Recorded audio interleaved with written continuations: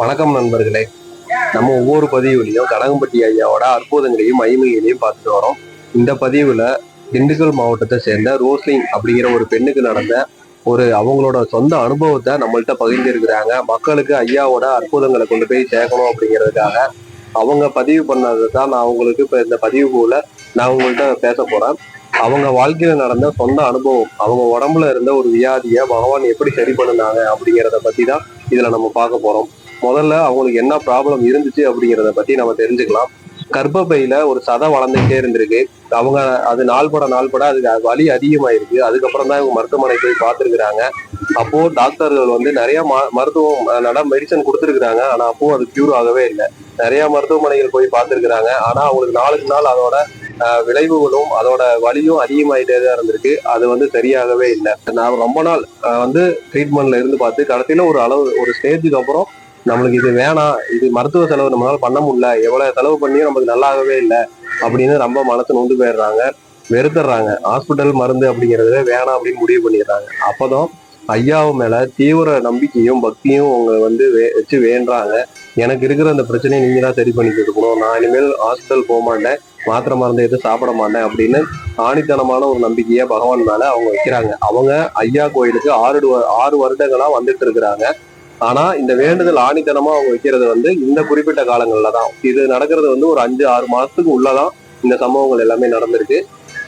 பகவான்கிட்ட நம்ம சும்மா போறோம், கோயிலுக்கு போறோம், வேண்டிட்டு வரோம், நமக்கு ஏன் அது நடக்கல அப்படிங்கிறதுக்கும் இந்த பதிவுல உங்களுக்கு ஒரு நல்ல விளக்கம் கிடைக்கும். நம்ம வைக்கிற வேண்டுதலோட நம்பிக்கை எந்த அளவுக்கு இருக்குதோ அதுக்கு உண்டான பலன் தான் நம்மளுக்கு கிடைக்கும். இதை நம்ம இதுக்கு முன்னாடி பதிவுலேயே அதை நடக்காம இருக்கிறதுக்கு என்ன காரணம், நம்ம வைக்கிற வேண்டுதல் ஏன் தாமதமாகுது அப்படிங்கிறத பத்தி நம்ம விரிவா பார்த்துருக்கிறோம். இப்போ இவங்க சும்மா போறாங்க, வேண்டாங்க, வந்துடுறாங்க. அப்படி இருக்கிறதுனால பகவான் சில சோதனைகள் காட்டுவாங்க பக்தர்களுக்கு. அவங்க பக்தர்கள் நம்மளை எந்த தூரம் நம்புறாங்களா இல்லையா அப்படிங்கிறத பகவான் சோதிப்பாங்க. அதுக்காக தான் பகவான் இவங்க பண்றதெல்லாம் பார்த்துட்டு கம்முன்னு இருந்திருக்காங்க. இவங்க எப்போ பகவான்கிட்ட எனக்கு நீங்க தான் எல்லாமே, நீங்க தான் என்னோட மருத்துவர், நான் இனிமேல் எந்த மருந்தும் சாப்பிட மாட்டேன், எந்த மருத்துவமனைக்கு போக மாட்டேன் அப்படின்னு ஆணித்தனமா பகவான்கிட்ட வேண்டிட்டு இவங்க ஐயாவோட விபூதியை தண்ணீர்ல கலக்கி காலையிலயும் மாலையிலயும் 2 நேரமும் குடிச்சுக்கிட்டே வந்திருக்கிறாங்க. 3 வருஷமா அந்த பிரச்சனை தீராம இருந்த அந்த பிரச்சனை ஐயாவோட விபூதியை தண்ணியில கலந்து குடிச்சா 5 நாள்ல அப்படியே நின்றுருக்கு. அந்த நம்ம பீரியட்ஸ் டைம்ல பொதுவா பெண்களுக்கு ஏற்படுற ரத்த கதி இவங்களுக்கு நார்மல் நாள்லயும் ஏற்பட்டிருக்கு. அதனால இவங்க உடல் சோர்வு ஏற்பட்டு ரொம்ப டயர்ட் ஆகிருக்கிறாங்க. இவங்களால எந்த வேலையும் செய்ய முடியல. சாப்பாடு கூட ஒரு ஸ்டேஜ்ல சாப்பிட முடியாத அளவுக்கு இவங்க உடம்பு ரொம்ப பலவீனமா ஆயிடுச்சு. இப்ப அவங்கள அதை பதிவு பண்ணியிருக்கிறாங்க. நம்ம அவங்களோட சொந்த அனுபவத்தை தான் நம்ம இதுல பேசிட்டு இருக்கிறோம். அவங்க சொன்னதை தான் நான் உங்கள்கிட்ட சொல்லிட்டு இருக்கிறேன். அவ்வளோ உடம்பு ரொம்ப வீக் ஆயிட்டாங்க. அவங்களால எந்த ஒரு வேலையுமே செய்ய முடியல. அவ்வளோ கஷ்டப்பட்டிருக்கிறாங்க, அவ்வளோ வேதனைப்பட்டிருக்காங்க. மாத்திரை மருந்து சாப்பிட அவங்களோட உடம்பு ரொம்ப மெலிஞ்சு போயிடுச்சு.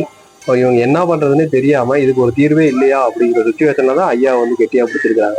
கடைசியா டாக்டர் ஒரு பெரிய குண்டுவே தூக்கி போட்டிருக்கிறாங்க. இவ்வளவு ட்ரீட்மெண்ட் பண்ணியும் அவங்களுக்கு சரியாகல. கடைசியா டாக்டர் சொன்ன வார்த்தை, இந்த சதை ஒருவேளை கேன்சரா இருக்கிறதுக்கு வாய்ப்பு இருக்கு அப்படின்னு சொல்லிடுறாங்க. இவங்களுக்கு தூக்கி வாங்கி போடுறது என்ன பண்றதுன்னே தெரியல. அப்போதான் இவங்க ஐயாவை முழுமையா வேண்டி அந்த டெஸ்ட் கொடுக்கறதுக்கே பகவானை வேண்டிட்டு, எனக்கு அப்படி எதுவும் இருந்துடக்கூடாது, நீங்க தான் காப்பாற்றணும்னு வேண்டிட்டு அந்த டெஸ்ட்டை கொடுத்துருக்குறாங்க. அவங்க டெஸ்ட் பண்ணி பார்த்துட்டு அவங்க ஒரு வார்த்தை சொல்லியிருக்கிறாங்க, நீங்க கும்பிட்ட கடவுள் கைவிடல, உங்களுக்கு அந்த மாதிரியான கட்டி எதுவும் இல்லை, நார்மல் சதை தான் வளர்ந்துருக்கு கட்டி மாதிரி அப்படின்னு சொல்லியிருக்கிறாங்க. அப்பதான் இவங்களுக்கு பகவான் மேல ரொம்ப நம்பிக்கை வர ஆரம்பிச்சிருக்குது. அதுக்கப்புறம் தான் அவங்க மாத்திரை மருந்தை சாப்பிட்றதை விட்டுட்டு, நீங்க தான் எனக்கு ஃபுல்லா பரிபூர்ணமா குணப்படுத்தி கொடுக்கணும், நான் உங்களோட விபூதியை மட்டும் தான் குடிப்பேன் அப்படின்னு பகவான்கிட்ட ஆணித்தனமான ஒரு வேண்டுதலை வச்சிருக்கிறாங்க.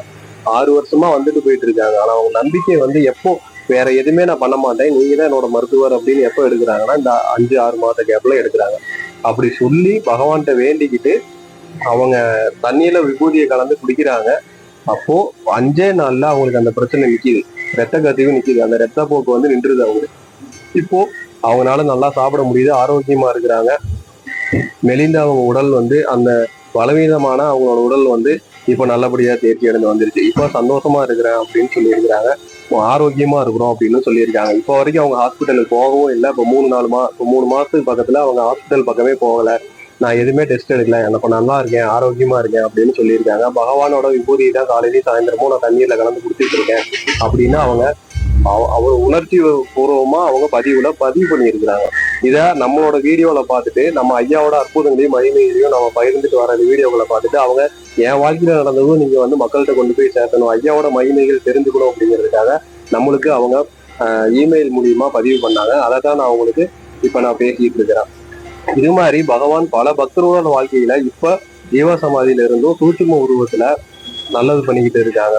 இன்னும் பல அற்புதங்களையும் மகிமைகளையும் தன்னோட பக்தர்கள் வாழ்க்கையில பகவான் பண்ணிக்கிட்டு இருக்காங்க. இந்த பதிவை பார்க்குற உங்களோட வாழ்க்கையிலையும் பகவான் மகிமைகள் பண்ணியிருக்காங்க அப்படின்னா நீங்க தாராளமா அதை இதுல பதிவு பண்ணி உங்களோட அனுபவங்களை மக்களுக்கு தெரியப்படுத்தலாம். பகவானோட மகிமைகளை உலகம் முள்ள கொண்டு போய் சேர்க்கறதுல நம்மளோட ஒரு பங்களிப்பா அது இருக்கும். பகவான் வந்து தன்னை தேடி வந்த பக்தர்களை எப்பவுமே கைவிட்டது கிடையாது. ஏதோ ஒரு வடிவத்துல ஏதோ ஒரு ரூபத்துல அவங்களோடதான் இருந்துட்டு இருப்பாங்க. ஐயா ஜீவசமாதி ஆனதுக்கு அப்புறம் அவங்களோட அருளும் ஆற்றலும் பல மடங்கு பெருகிதா இருக்கு அப்படிங்கிறதுக்கு இதே வந்து நம்மளுக்கு சாட்சியா எடுத்துக்கலாம். இதுக்கு முன்னாடி பல பதிவுகள்ல ஐயா வாழ்ந்துகிட்டு இருந்த காலத்துல ஐயாவை தேடி வந்த பக்தர்களோட குறைகளையும் அவங்களோட நோயையும் கண் முன்னாடியே இயக்குனரை பத்தி நம்ம பார்த்துருக்கிறோம். இது ஐயா ஜீவசமாதி ஆனதுக்கு அப்புறம் இப்போ சூட்சும வடிவத்துல ஐயா பக்தர்கள் கூடயே அவங்களோட வீட்டுல இருந்து அவங்களோட குறைகளை நீக்கிறது பத்திக்கு தான் இது ஒரு சான்றா அமையுது. இன்னும் பல பக்தர்களோட வாழ்க்கையில தீராத நோயால கஷ்டப்பட்டுட்டு இருக்கிறவங்க பகவான ஆணித்தனமா நம்பி ஐயாவோட விபூதியை தண்ணீரை கலந்து குடிக்கீங்க, கண்டிப்பா நல்லது நடக்கும். பகவான் உங்களை அதுல இருந்து காப்பாத்துவாங்க. நம்ம ஒரு மெடிசன் எடுக்கிறோம் அப்படின்னா அது நம்ம உடம்பு ஏத்துக்கல அப்படின்னா நம்ம அதுக்கு அந்த தகுதியை இழந்துருது. நம்ம உடம்பு அந்த தகுதியில இருந்து விலகுதுன்னு அர்த்தம். அப்போ அதை மீட்டு கொண்டாடுற சக்தி கடவுளுக்கு மட்டும்தான் இருக்கு. சித்தர்கள் நினைச்சா எதை வேணாலும் மீட்டு தருவாங்க. நம்ம இழந்தது எது வேணாலும் நமக்கு கிடைக்கும். அதனால நோயால பாதிக்கப்பட்டவங்க மருத்துவமனை போய் மருந்துகள் சாப்பிட்டும் பயன் இல்லை, ரொம்ப வருஷமா நான் கஷ்டப்பட்டுட்டு இருக்கோங்கிறவங்க பகவான ஆணித்தனமா பிடிங்க. நம்பிக்கையோட முழு நம்பிக்கையோட பகவான் நீங்களே கதி அப்படின்னு சொல்லி ஐயாட்ட முழு சரணகதி ஆயிருங்க. உங்க உடம்புல இருக்கிற நோயை பகவான் பரிபூர்ணமா குணப்படுத்தி கொடுப்பாங்க. அதுல எந்த ஒரு மாற்றமும் கிடையாது. ஐயா ரொம்ப கருணை வாய்ந்தவர். நம்ம ஒரு பாவம் பண்றோம், தப்பு பண்ணிட்டு போனாலும் திட்டுவாரு அடிப்பாரே தவிர அவர் வந்து என்னைக்கு விரட்டி விட்டது கிடையாது. தன்னை தேடி வந்த பக்தர்களை கைவிட்டது கிடையாது. அவரு திட்டுனாலும் அதுல ஒரு காரணம் இருக்கும், அதுல ஒரு அன்பு இருக்கும். பகவான நேரா போய் பார்த்த பக்தர்கள் எல்லாருக்குமே தெரியும் அது வந்து எவ்வளவு பெரிய பாக்கியம் அப்படின்னு சொல்லி. அதனால பகவானை புரிஞ்சுக்கிறது ரொம்ப கஷ்டம். ஐயாவை புரிஞ்சுக்கிட்டீங்க அப்படின்னா அவர் விட்டு நீங்க வெளியில எங்கேயும் போக முடியாது. பகவான் நம்ம கூடயே இருந்து நம்ம வழி நடத்துவாங்க.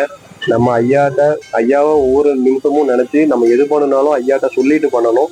அதைத்தான் பகவான் ரொம்ப நம்மள்ட்ட எதிர்பார்ப்பாங்க. நம்ம நம்பிக்கையை தான் பகவான் நம்மள்ட்ட எதிர்பார்க்கிற ஒரே ஒரு விஷயம். அதை மட்டும் நீங்க தீவிரமா பகவான் மேல நம்பிக்கை வைங்க, கண்டிப்பா நல்லதே நடக்கும். இந்த சேனலை சப்ஸ்கிரைப் பண்ணிக்கிங்க. பகவானோட ஒவ்வொரு அற்புதங்களையும் மகிமைகளையும் உடனுக்குடன் நீங்க தெரிஞ்சுக்கலாம். இன்னும் பல சித்தர்களோட வாழ்க்கை வரலாறையும் அவங்களோட மகிமைகளையும் நம்ம இதுல பார்க்க இருக்கிறோம். சத்குருவே சரணம், சத்குருவே சரணம். பழனிசாமி சாமிகள் திருவடிகள் சரணம்.